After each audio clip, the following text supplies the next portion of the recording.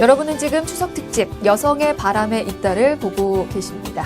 자, 지금 임신과 출산을 주제로 얘기 나누고 있는데요. 앞서서 불임에 대해서 이야기 나눠봤죠.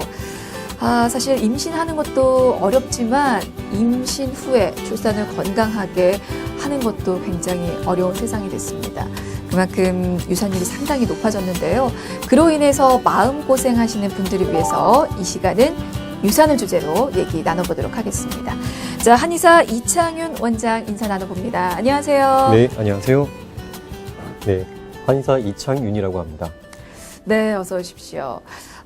임신한 여성들이 겪을 수도 있는 유산, 이게 어떤 건지부터 좀 설명을 부탁을 드릴까요? 네, 유산이란 일반적으로 태아가 자력으로 생존할 수 없는 시기인 임신 28주 이내에 임신이 중단되는 것을 말합니다.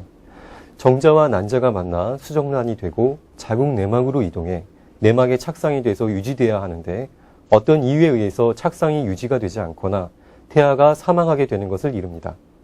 유산에는 자연유산과 인공유산이 있는데 자연유산은 의학적 시술 없이 자연적으로 유산되는 것이고 인공유산은 약물이나 수술을 통해 임신을 중단시키는 것입니다. 근데 이제 임신부의 약 15%가 자연유산을 경험한다고 합니다. 생각보다 꽤 많은 분들이 자연유산을 하시는 것 같아요. 예. 임신부들이 겪는 이 자연유산에는 어떤 것들이 있나요? 자연유산을 임상적인 상황에 따라 몇 가지로 구분하고 있는데요. 자연유산이 발생하여 태아와 태반 등 임신산물이 자궁 밖으로 완전히 잘 배출될 것을 완전유산이라 하며 임신 부산물 중 일부가 자궁 내에 남아있는 경우는 불완전유산이라 합니다. 또 계류유산, 절박유산, 습관성 유산 등으로 구분하기도 합니다. 계류유산은 태아가 심박이 정지된 채로 자궁 내에 머무르고 있는 것으로 겉으로는 아무 증상이 없이 산부인과 정기검진에서 유산을 발견하는 경우가 많으며 대다수의 자연유산은 전 단계로 계류유산 단계를 거친다고 볼 수 있습니다.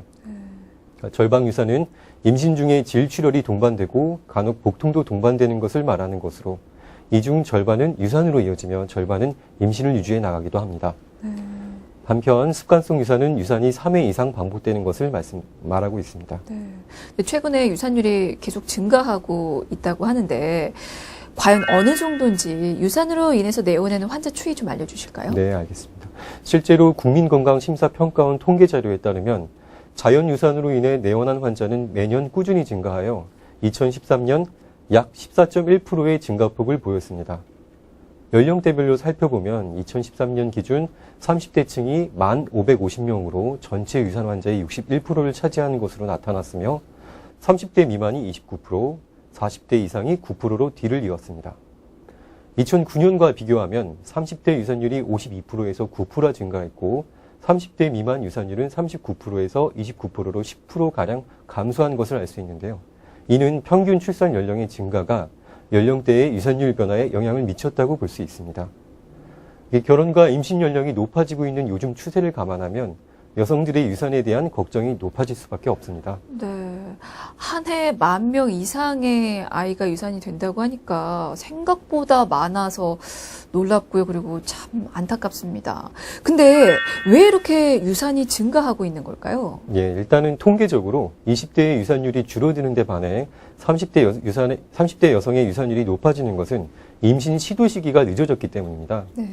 최근 사회 분위기상 결혼 시기가 늦어지고 임신을 시도하는 연령대가 높아져 20대보다 30대의 임신을 시도하는 비중이 늘어나고 있기 때문에 통계적으로 30대의 유산율이 높아지고 있는 것으로 보입니다. 물론 여성의 나이에 따른 유산 확률의 변화도 있습니다. 고령 임신이 될수록 자연유산의 가능성이 높아질 수 있습니다. 실제로 35세 이후의 자궁의 착상률은 30세 이전 여성의 절반에도 미치지 못하며 유산율은 4배 이상으로 나타났습니다. 이게 고령 임신 때문에 그런 건지 아무래도 이제 여성분들이 자연유산을 많이 경험을 하신다고 하니까 자연유산을 겪는 구체적인 이유 좀 여쭤볼게요. 네, 유산이 일어나는 이유는 크게 한 4-5가지로 볼 수 있는데요. 유전적인 요인, 해부학적 요인, 내분비학적인 요인, 면역학적 요인, 그리고 원인 불명의 요인 등으로 나눌 수 있습니다. 먼저 유전적인 요인을 보면은 염색체 이상으로 나타난다고 알려져 있으며 염색체가 전자나 역이가 되어 유산이 되는 것으로 알려져 있습니다. 해부학적 요인은 선천적으로 자궁의 모양이 기형이거나 후천적으로 골반염이나 자궁내막증, 자궁근종, 자궁경부 무력증 등으로 자궁의 환경이 좋지 않아서 유산이 되는 경우입니다. 내분비적인 요인은 황치기 결함, 즉 프로게스테론 호르몬의 분비 이상으로 태아가 흘러내리거나 갑상선 질환 또는 당뇨가 있을 때 유산이 되는 경우를 말합니다. 면역학적 요인은 항인지질 항체의 인재를 가지고 있어서 태아로의 혈액 공급이 원활하지 않거나 NK셀이라고 부르는 강력한 면역세포의 기능이 활성화돼서 오히려 태아를 공격해서 유산이 되는 경우를 가리킵니다. 뭐 누군들 이 유산을 경험하고 싶겠습니까? 좀 빨리 눈치를 챌 수 있는 방법이 없을까 싶은데 유산이 구체적으로 어떤 증상이나 징후가 나타나나요? 예, 유산에는 전조 증상이 있을 수도 있고 전혀 없을 수도 있습니다. 임신 중 하혈이 있는 것을 절박 유산이라고 하는데요. 네. 흔히들 유산기가 있다고 표현하는 게 바로 이 절박 유산의 상태입니다. 네. 절박 유산의 반 정도는 자연 유산으로 이어지고 반 정도는 임신을 유지해 나가기도 하는데요. 한의학 용어로 절박 유산으로 출혈만 보이는 것을 태루라고 하고요. 복통까지 동반되는 것을 태동이라고 합니다. 그리고 출혈과 복통이 이렇게 함께 나타나는 것은 유산의 전조 증상으로 볼 수 있으며 예후가 썩 좋지는 않습니다. 하지만 적절한 휴식과 처치를 통해 증상이 사라지고 임신을 유지해 나가는 경우도 많기 때문에 무조건 비관적으로 생각하는 것은 바람직하지 않습니다.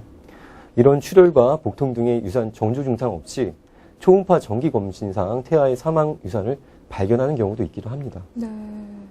네, 예전에 비해서 요즘 전문의들께서 좀 많이 환자분들께 좀 겁을 주시는 것 같은 게 임신도 마찬가지인 것 같아요. 정기검진 가면 유산기 있다고 그렇게 좀 걱정하게 하시는 분들이 좀 상당히 계시더라고요. 네. 아무래도 유산율이 높아졌기 때문에 조심하라는 차원에서 그렇게 말씀을 해주시지 않을까 싶은데, 꼼짝 않고 그렇다 보니까 임신 초기를 보내는 분들이 상당히 많습니다. 만약에 이런 분들이 이제 이걸 유산으로 이어지지 않고 이제 임신으로 쭉 건강하게 이어가기 위해서는 어떤 게 필요한지도 좀 알려주실까요? 일단은 유산기가 있다고 하는 거에 대해서 약간 간략하게 설명을 드리겠습니다. 네네. 유산기가 있다고 말하는 경우는 대개 이제 절박 유산, 임신 20주 이전에 질출혈이 있는 건데요. 일부는 유산으로 이어지게 되고 또 일부는 증상이 안정되어 정상적인 임신을 유지하기도 됩니다. 근데 이렇게 임신을 유지하기 위해서는 일단 스트레스가 없어야 하고 무리한 활동을 하지 않아야 되고 안정을 취하는 것이 기본입니다. 하지만 경부 무력증을 제외한 다른 요인으로 인한 유산 전조 증상의 경우에 절대적인 안정이 유산을 예방할 수 있는가에 대해서는 전문가들도 의견이 분분합니다. 무리한 활동은 당연히 삼가해야 하지만 지나친 활동 제약은 정신적 건강에도 좋지 않을 것으로 보입니다. 먼 과거에도 유산을 막기 위해서 노력이 있었는데요. 불안한 태기를 안정시키려는 한의학적 연구가 진행되어 왔었습니다. 이런 경우 안태라고 하는 한의학적 치법이 사용되는데 임신 중 출혈이 보이거나 출혈과 복통이 함께 동반되는 증상이 나타나면 한약과 침 등을 활용하여 착상을 안정시키고 하혈을 멈추고 임신 유지를 하게끔 도와줍니다. 네. 아, 유산기 있다는 게 겁주는 게 아니군요. 진짜 위험해서 하시는 네. 말씀이셨군요. 알겠습니다. 근데 이제 계류 유산 같은 그런 불완전 유산이 됐을 때 이제 수술을 선택을 하잖아요. 유산 수술이라든지 뭐 소파 수술 같은 걸 해야 하는데 이런 과정을 통해서 좀 몸이 많이 상하지 않을까 좀 걱정이 되거든요. 어떻습니까? 많이 상하는 편입니다. 일단은 상하는 거에 대해서 말씀드리기 전에 이제 유산이 일어났을 때 어떻게 사람들이 수술을 택하는지를 간략하게 말씀드리면은 유산이 이미 발생했지만 임신 잔여물이 여전히 자궁에 남아있는 경우에 이제 사람들이 어쩔 수 없이 이제 수술을 택하기도 합니다. 네. 근데 그런 유산 수술은 여러 차례 겪을수록 여성의 나이가 많을수록 그리고 임신 유지 기간이 길수록 더 후유증을 남기는 경향이 있고 개인차에 따라 증상은 다양하게 나타날 수 있습니다. 기본적으로 자궁 내외의 유착성, 염증성 질환, 만성 골반통, 자궁 내막증 그리고 수술 후유증 등 실질적인 질환을 우려할 수 있으며 여러 요인이 복합적으로 작용하며 가입력 저하, 즉 임신이 어려워지는 상황에 처하기도 합니다. 또 임상에서 환자들이 직접 말하는 몸의 변화는 더 다양하고 때로는 더 심각하게 나타날 때도 있습니다. 네. 하지만 이제 수술이 줄 수 있는 부작용보다 임신 잔여물이 오랜 기간 자궁에 머물 경우 발생할 수 있는 부작용의 위험이 더 크기 때문에 수술을 택하는 경우가 많습니다. 그렇군요. 유산 후에 생길 수 있는 후유증이라고 하면 어떤 게 있습니까? 일단은 유산을 하게 되면은 자궁 내외로 유착성, 염증성 질환 같은 게 생길 수 있고요. 만성 골반통과 같은 실질적인 질환을 유발하기도 합니다. 그리고 유산 후 회복이 원활하지 않으면 생식 기능에 관련된 호르몬의 불균형으로 평소에는 없던 생리불순 증상을 유발되기도 합니다. 평소의 생리주기나 임신을 유지한 기간에 따라 다르지만 정상 생리주기, 즉 25일부터 35일 주기를 가진 경우 대개는 유산일 기준으로 4에서 6주 안에 생리를 회복합니다. 유산 시 시행한 소파술로 인한 자궁 내막의 광범위한 유착은 월경량이 적게 나오는 과소월경이나 심한 생리통을 유발할 수 있으며 유산의 스트레스로 인한 호르몬 불균형은 생리주기 이상을 유발할 수 있는데 이때 이런 걸로 인해 난소낭정이 동반되기도 합니다. 따라서 유산 후 8주 이상 지나도 생리를 하지 않거나 유산 이후 생리에서 평소와 다른 증상이 나타나는 경우에는 진료가 필요합니다. 네, 알겠습니다.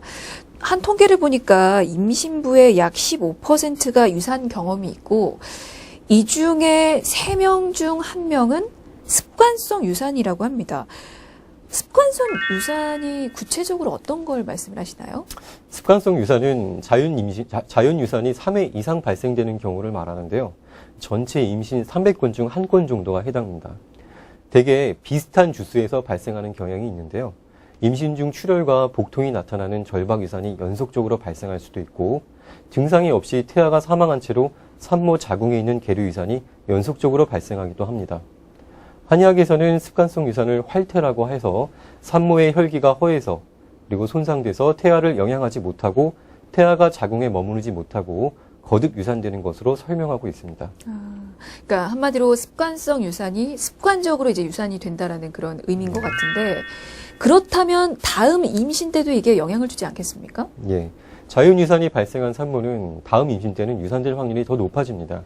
습관성 유산은 적어도 3회 이상 발생한 것으로 습관성 유산이 있는 경우에는 여러 번의 유산을 통해 산모는 가임력이 떨어질 수밖에 없습니다. 네. 예, 특이한 점은 이런 습관성 유산 환자의 경우 반복되는 유산은 보통 비슷한 주수에 발생하는데 동의보감에서도 언급하기를 3개월째 유산한 사람은 다음에도 3개월째에 유산한다고 설명하고 있습니다. 무섭네요. 네.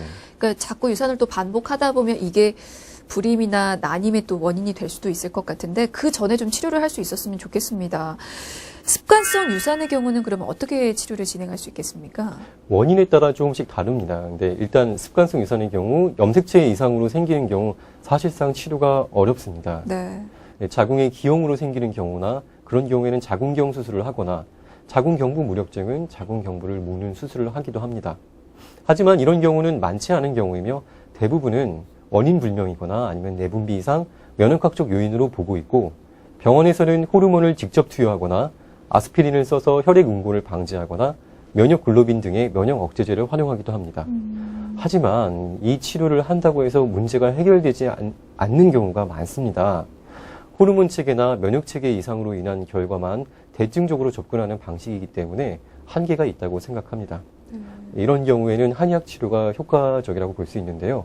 한의학 치료는 호르몬 체계나 면역 체계가 왜 이상이 왔는지를 종합적으로 판단하고 치료하기 때문에 건강한 몸을 만들어줄 뿐만 아니라 더불어 습관성 유산이 일어나지 않게 해주는 근본적인 치료라고 볼 수 있습니다.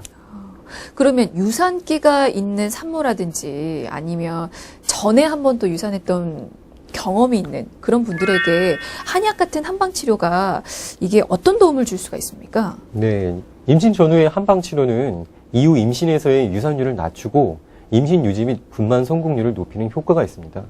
특히 착상 후에 적극적인 한약 투여가 임신 유지에 중요한 역할을 합니다.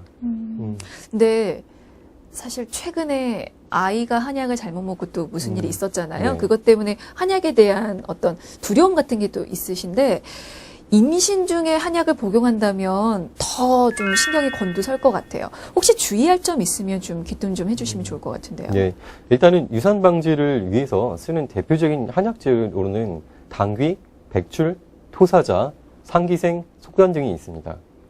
임신 초에 착상 유지가 어려워서 절박 유산이 생기는 산모들의 임신을 안전하게 유지시켜주는 약재들입니다. 이 약재들은 식약처에서 음식으로도 쓰여도 상관이 없는 식약 공용 한약재에 포함되어 있습니다. 그만큼 독성이 없고 안전한 약재들이고요. 중국에서는 이 약재들을 이용한 처방으로 반복 자연유산을 겪던 산모들에게 임신 중 투약한 결과 88.2%의 임신 유지율을 보였다는 논문을 발표한 바 있습니다. 수백 년 전부터 안태약으로 활용되어 왔던 이 약제들이며 최근에는 앞에서 말씀드렸던 것처럼 여러 논문에서 안정성을 검증받고 있기 때문에 안심하고 복용하셔도 상관없습니다. 네, 알겠습니다.